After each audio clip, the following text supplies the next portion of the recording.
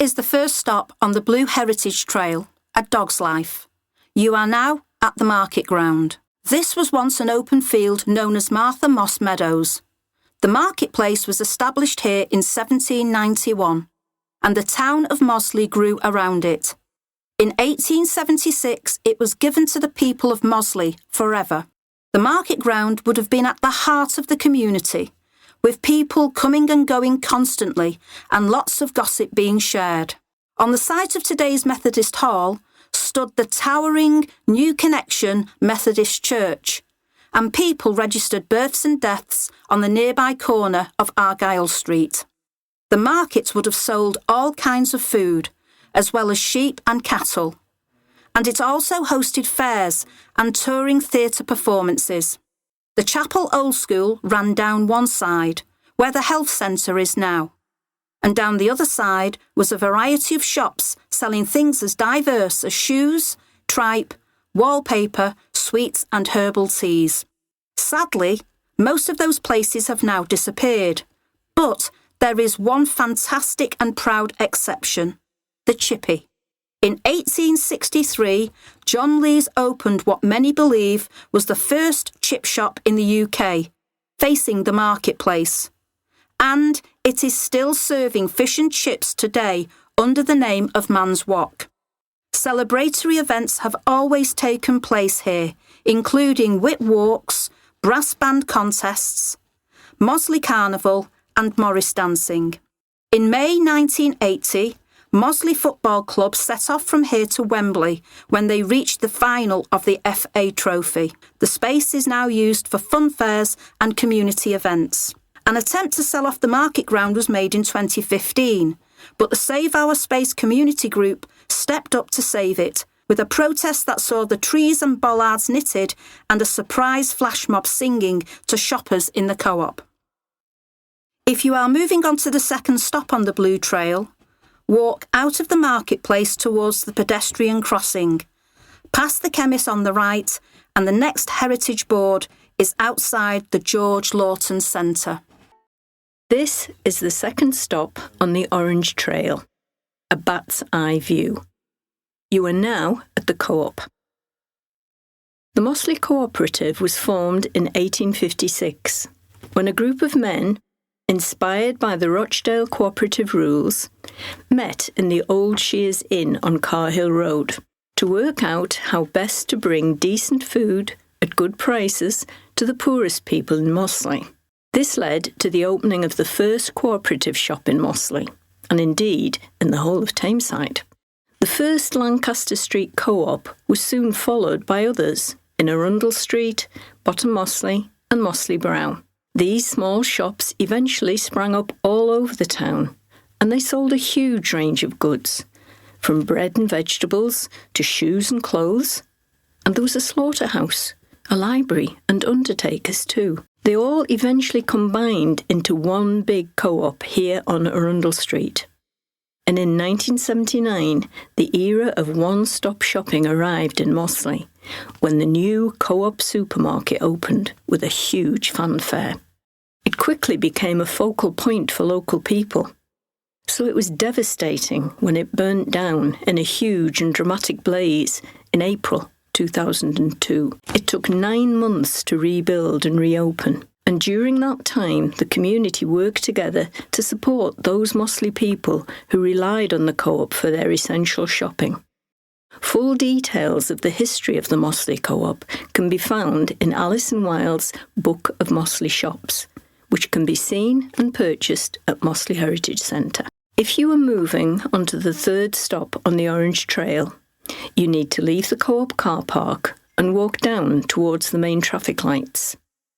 You will pass Dean Street on your left, once the site of Top Mossley's Pavilion Cinema, and then you will see the former George Hotel on the corner. This is the fourth stop on the Yellow Trail as the crow flies. You are now at Mossley Community Centre. What is now Mossley Community Centre was originally Roughtown Church of England School. It was built before the church in 1865 and would have been used for a Sunday school and for worship.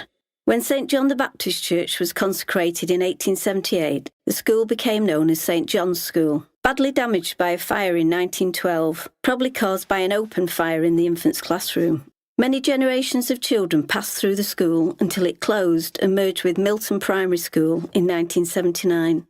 Perhaps the best-known teacher at St John's School was Alfred Holt.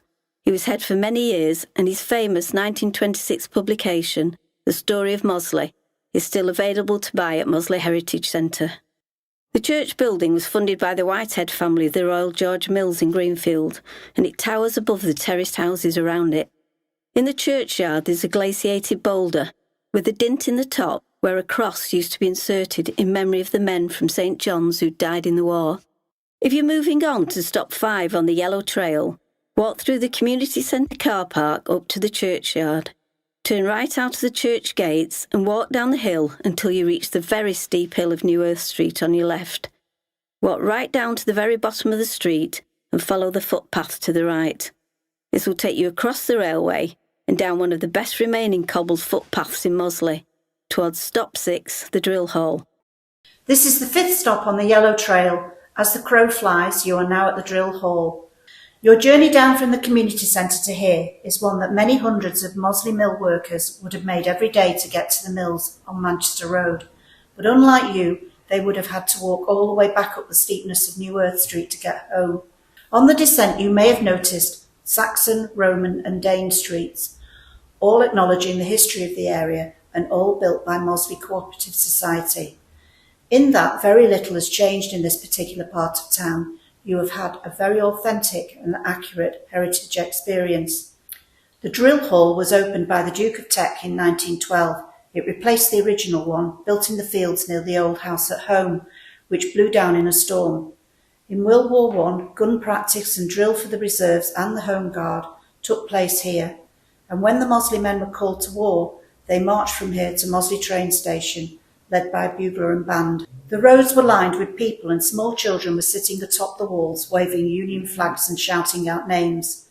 The men sang It's a Long Way to Tipperary as they boarded, and 12 loud fog signals were sounded as the trains departed and the people cheered. Sadly, 290 of the men who left lost their lives in Belgium and northern France.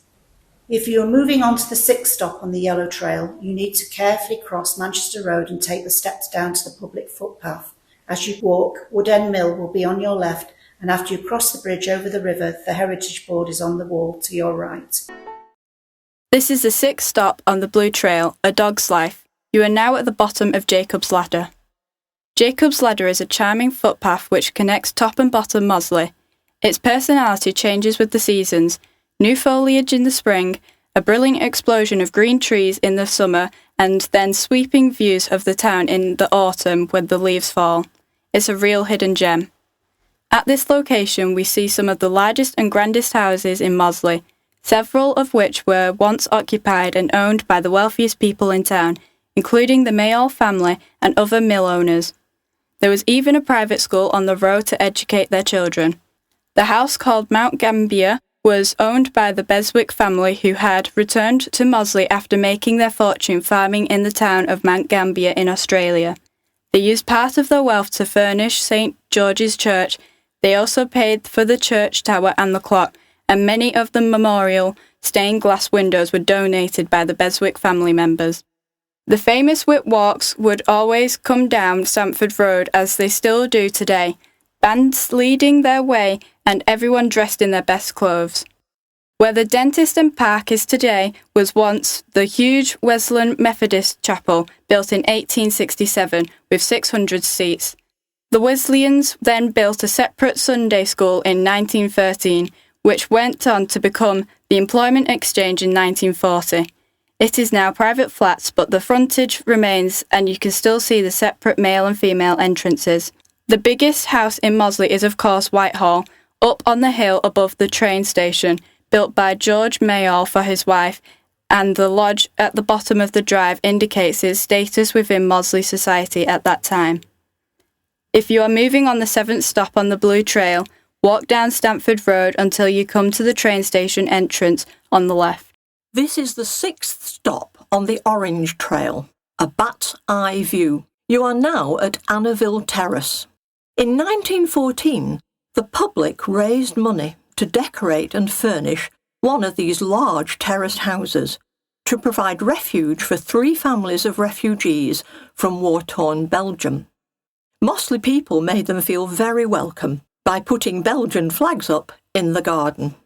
One Belgian girl, called Maria de Court, travelled all the way to Mossley on her own to help nurse her wounded brother Évariste, who was being cared for at the hospital in the Mossley Mechanics Institute. The institute was beyond Anneville Terrace, further up Stamford Road on the left. It was built in 1859 as part of a movement in the 19th century to develop educational facilities which provided learning and technical skills for working-class adults and children. But it did much more than that. The library was based there, as were maternal and child health clinics. All the main events of the town took place there, including the annual balls of the mayor, police and political parties. During World War I, a military hospital was based there and treated servicemen recovering from war injuries. It had 10 beds, staffed by Mossley St John Ambulance Brigade. Later, in World War II, evacuees were taken there to be allocated to Mossley families. It closed in 1960 and was demolished in 1971. Stamford Road joins Upper and Lower Mossley together and features some very impressive large houses which would have been owned by mill owners. Look out for a house called Mount Gambier, named after an Australian town the Bessick family founded in Australia before coming to live in Mossley. The famous Whit Walks have always come up the hill, and people would line the road on both sides.